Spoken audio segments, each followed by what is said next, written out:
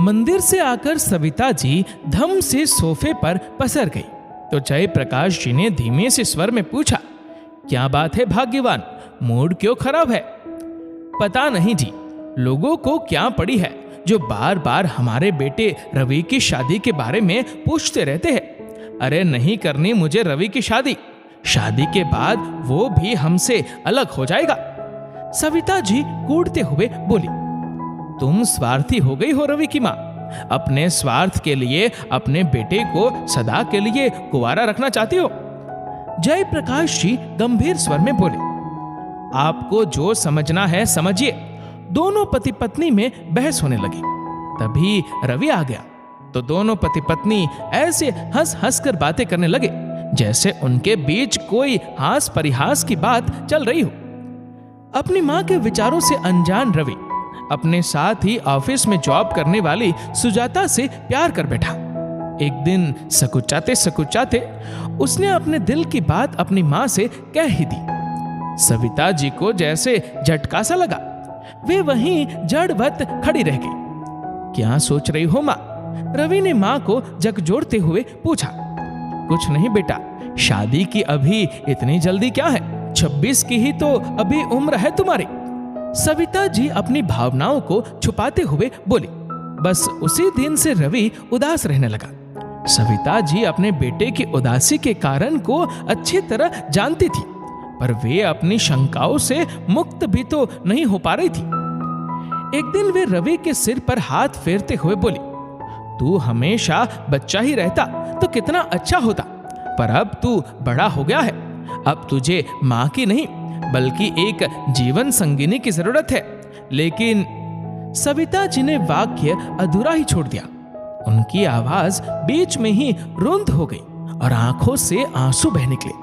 रवि अपनी मां के आंसुओं का मतलब नहीं समझ पाया, इसलिए आश्चर्य एवं प्रश्नात्मक नजरों से मां को निहारने लगा।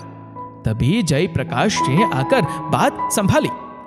अरे बेटा, तुम्हारी मां डरती है कि शादी के बाद कहीं तुम्हारा प्यार बट न जाए। ओफो मां, तुम भी ना कुछ भी सोचती रहती हो। रवि हंसते हुए बोला।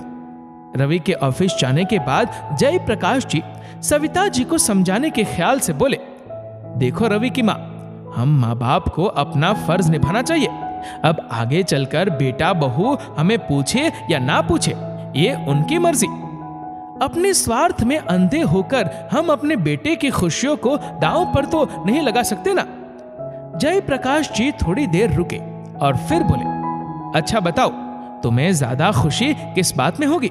जब रवि कुंवारा रहकर दुखी मन से हम लोगों की सेवा करेगा, या फिर अपने जीवन साथी के साथ हमसे अलग रहकर खुशहाल जिंदगी जिएगा?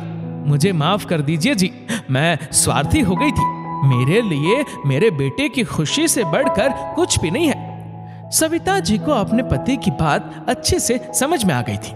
दूसरे ही दिन सविता जी अपने घुटने लेकर बैठ गई। क्या हुआ माँ, घुटने में दर्द हो रहा है क्या? रवि पूछ बैठा। हाँ रे, बहुत दर्द हो रहा है। अब मुझसे ज्यादा काम नहीं होता। ऐसा कर, तू शादी कर ले। सविता जी दर्द में कराहते हुई बोली। क्या माँ, कभी तुम कुछ बोलती हो तो कभी कुछ। रवि सहज स्वर में बोला। जयप्रकाश जी अपनी पत्नी के बहाने को अच्छी तरह समझ रहे थे, इसलिए तपाक से बीच में बोल पड़े। बेटा, अब तुम्हारी माँ सठिया गई है, बहू आ जाएगी तो इसको सहारा मिल जाएगा। ऐसी बात है तो मैं कल ही लड़की वालों को घर पर बुलाता हूँ। रवि खुशी से चहकते हुए बोला तो सविता जी की आंखें भर आई।